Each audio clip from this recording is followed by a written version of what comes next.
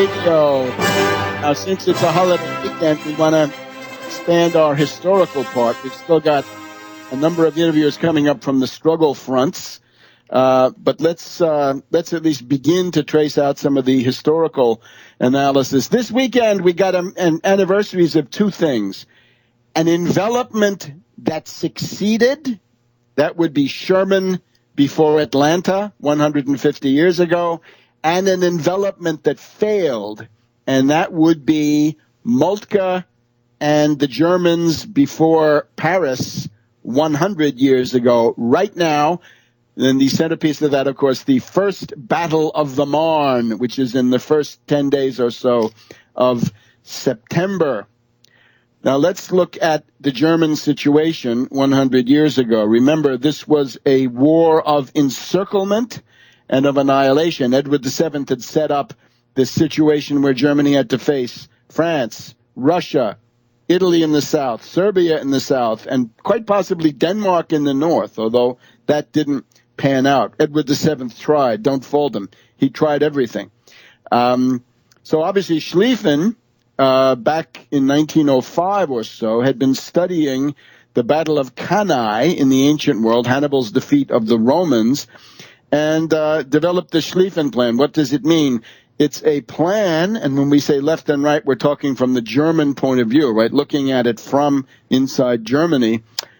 You've got to have a very strong right wing that's going to swing through Holland and Belgium. Eventually it was reduced to Belgium, and envelop the entire French army, figuring that the French, because of their obsessions, would be attacking into Alsace-Lorraine, the lost provinces of 1870, and that you had a so-called swing wing, very strong, that would swing behind them. It would swing, come down to Paris from the north. It would actually cross the Seine between Paris and the sea, Rouen, if you want, and then come down and eventually drive the entire French army against the Swiss frontier. And that would be the end of the war. Then ship everybody east, knock off the Russians.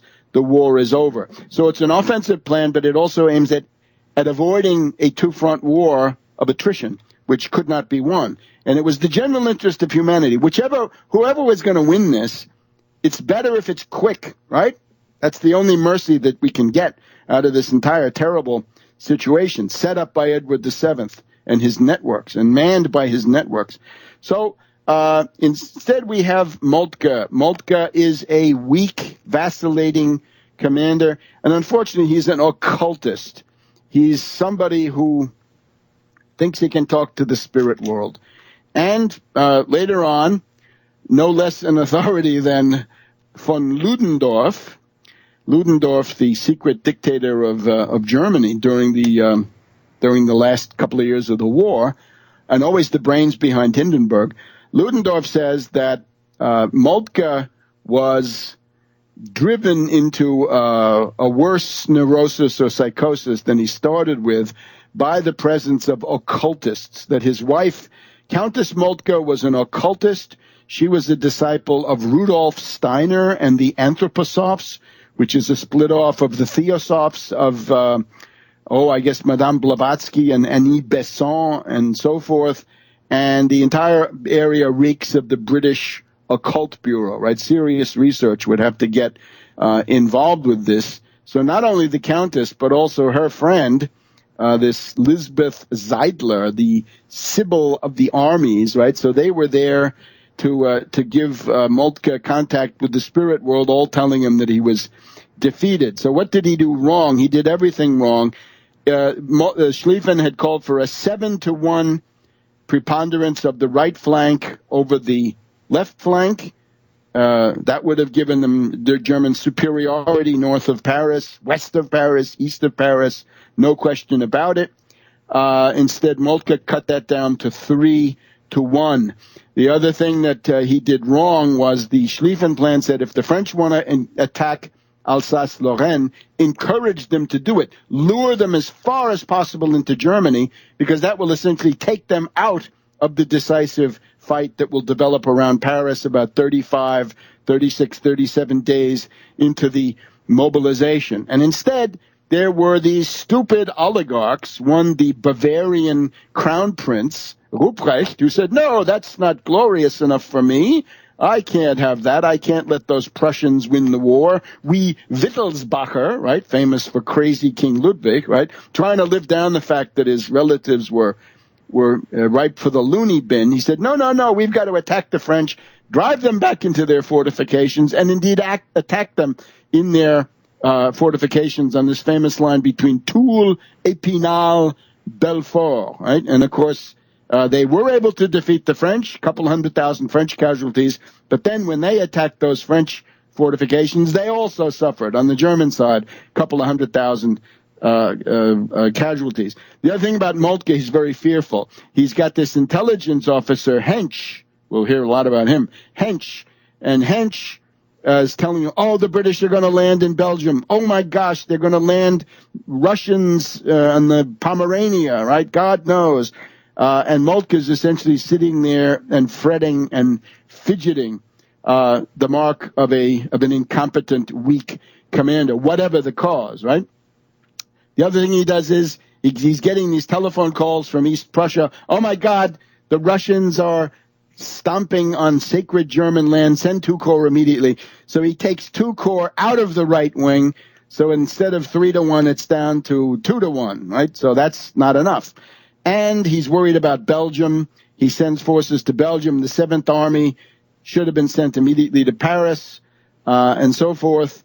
And what it meant then was when they got near Paris, von Kluck, who was a capable general, a competent fighting general, sees that he doesn't have the numbers and the strength to go west of Paris.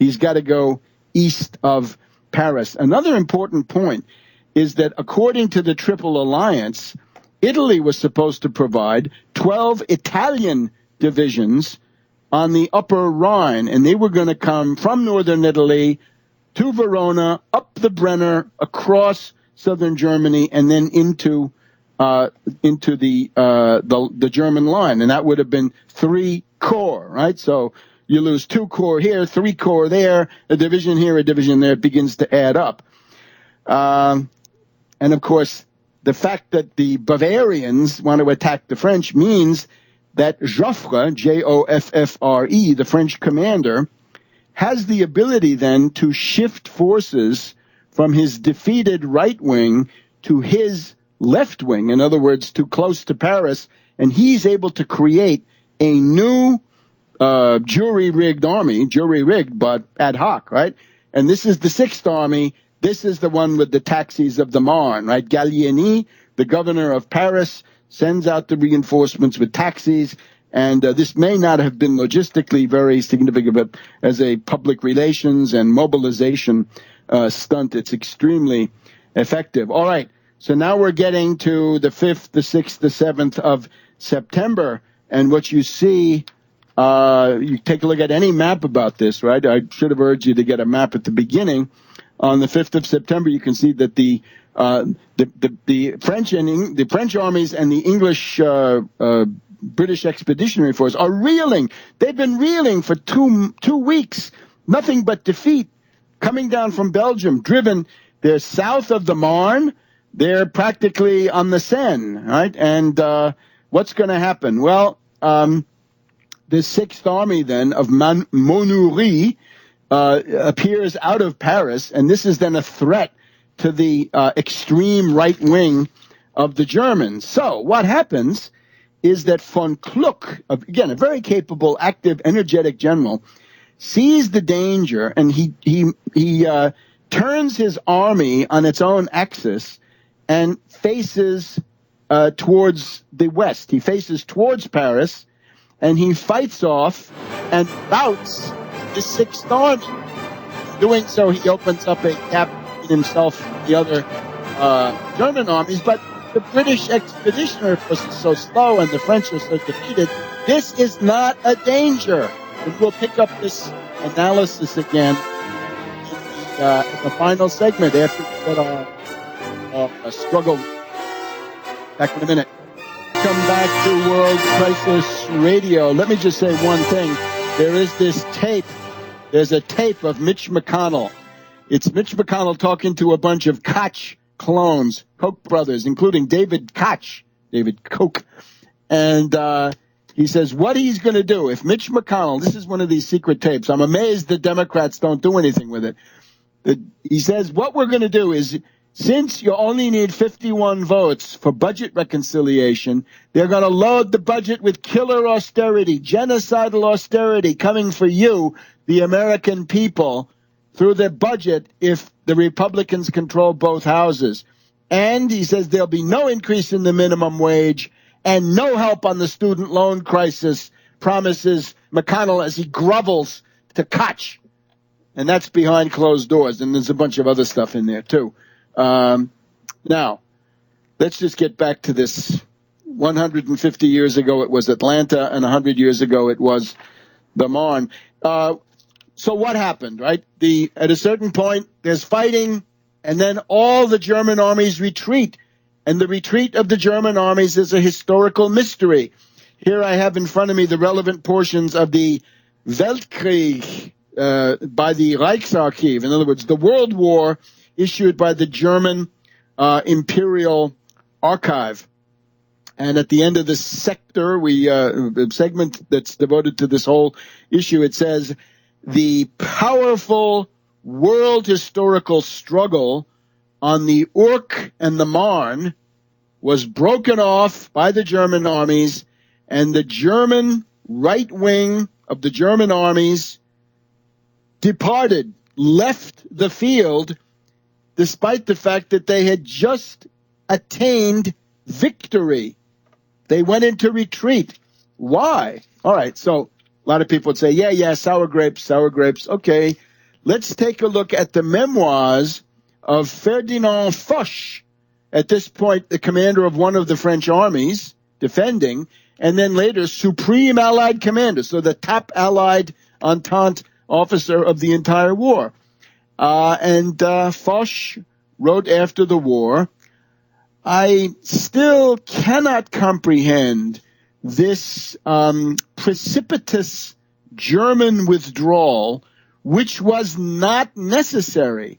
And this can be explained only on the basis of failures of the German information services, or based on the intervention of Lieutenant Colonel Hensch, we've talked about him, and the psychological conditions of Moltke. Remember, Moltke is the German overall commander, and Hensch is the staff officer he sends up there to investigate the situation. But then Hensch says, okay, everybody has to retreat. Now, this is from an interesting Italian pamphlet. The Italian pamphlet, Chi vinse alla Marna, 1940. And here it's essentially, the argument is that Hensch had the problem of an intelligence officer, since that's what he was, that the intelligence officer makes up the picture without including himself in, and therefore it tends to pessimism. Well, we don't intend to do that here, right? You can hear we're operative, we're operational, and we're going to be more operational. So theory cum praxis, theoria cum praxi. Now, let me just read you something here from Peyton March. Who's Peyton March? Well, he's the American chief of staff of the American Expeditionary Force. He's the number 2 after Pershing. So Blackjack Pershing, very dubious character, Wall Street's favorite general. Here's Peyton March, who has some frictions with Pershing, and therefore maybe can tell us a couple of things. Let's just see how much of this we can get in. The German chief of staff was von Moltke. He was a weak and vacillating commander, not in good health. As the gigantic turning movement gathered momentum and passed from success to success, driving the French and the British back on Paris, he began to weaken and make changes in the original Schlieffen plan. Despite the fact that he sent the 2 Corps east, Hindenburg and Ludendorff defeated the Russians at the Battle of Tannenberg. That was 100 years ago this week. And nevertheless, Moltke failed to reinforce the right wing, and then as he began to lose his nerve, going back to quoting General March, to cap the climax of his follies, Moltke, he sent a perfectly unknown lieutenant colonel of his general staff, Hensch by name, who intervened in the battle, giving orders far exceeding his authority, which seemed to have been obeyed without question.